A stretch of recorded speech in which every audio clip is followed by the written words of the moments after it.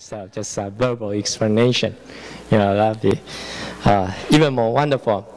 Well, one of the reasons that encourage you to read the Bible is so that you can keep God's word in your heart. And I think we can have a test today and see that we talk about fruit of the Spirit for so many days now. Let's review Galatians chapter 5, verse 22 and 23 and see what are these 9 fruits of the Spirit. Okay? And it says, but the fruit of the Spirit is what? Love, joy, peace, patience, and kindness, goodness, faithfulness, gentleness, and self-control. Against such things there is no law. Okay, now the reason I pick because I'm old. Now you are young, you're not supposed to pick. Okay, let's try one more time. The fruit of the Spirit is first love, joy, peace, patience, kindness, goodness, faithfulness, gentleness, and self-control. Against such things, there's no law. So today we're going to talk about what?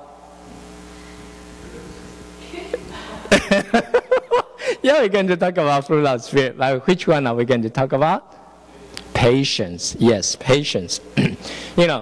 Patience. You guys probably will say, yeah, patience. It's not in my dictionary. This is a wrong error. Patience is something for my parents, not for me. When the parents ask me to do something, and the first day I didn't do it, and then after a week I do not do it. After 2 weeks I still have not do it, and the third week it's still there. So patience is my dad or my mom's job, not for me. Well, actually, the word say patience somewhere in the Bible also translate as long suffering, and so we talk about long suffering is always if we it is always if we do not do something, and then it is the long suffering of another person, not for me. So I guess in this sense, when the old-timer strikes, when you become old age, it is the long suffering of the other party, not you.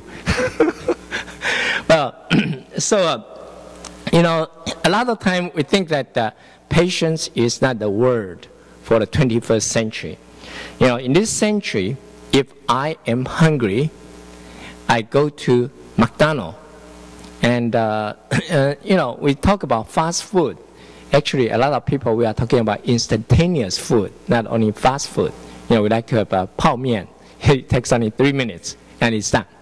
Okay, and if we need to look up something, we go to Google, go to the map, and sometimes you have to find a computer to get those search. But nowadays you have the iPhone or you have the BlackBerry, and you can just have those results right on your palm. So it is something that the character of patience, this is a generation that it seems to be farther and farther away from us. And we might be thinking that, well, maybe when I read Galatians chapter 5, verse 22 and 23, it will be only 8 gifts, 8 fruit of the Spirit. It's not 9.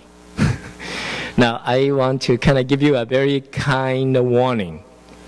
God will always give you the full blessing, not only partial blessing. And patience is such an important one. He will not leave you without it. So He will cultivate in your spiritual life the fruit of patience. And in this type of generation, fast-moving generation, it only comes with more more difficulty. Sometimes we have to go through more in order to gain the fruit of patience. So what is patience? When we talk about patience, we think about kind of like biting the bullet. When something comes very tough, right?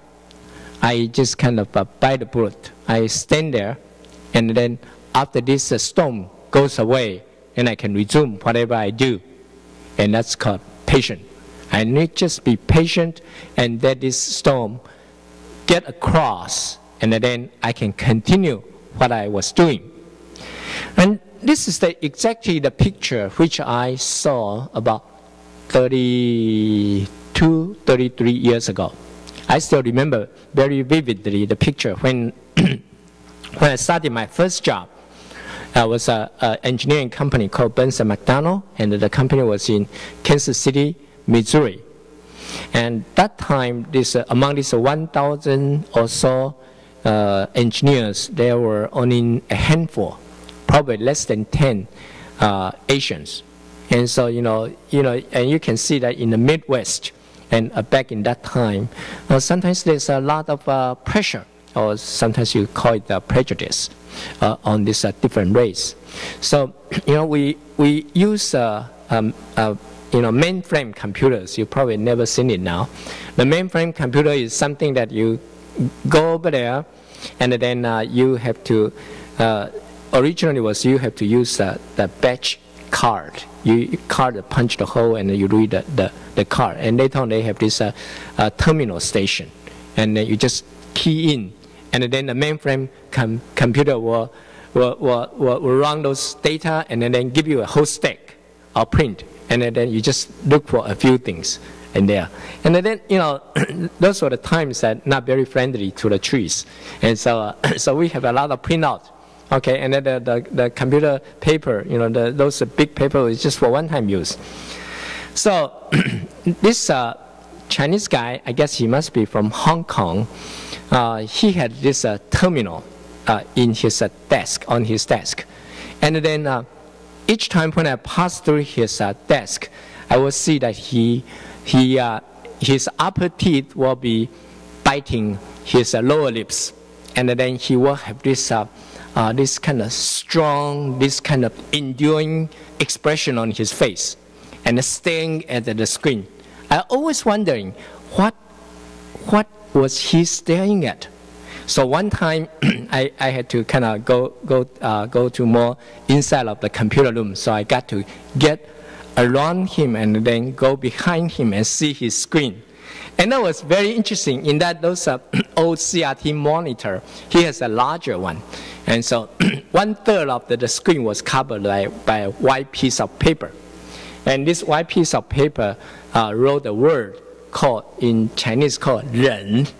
Do you understand that 忍? 忍耐的人. 忍耐 忍 means patience. Okay.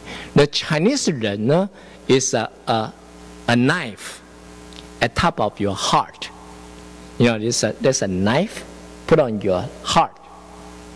And I don't think she typed it out. But that 忍耐的人 is basically just this down and there's a heart, 心. Okay, that's 忍.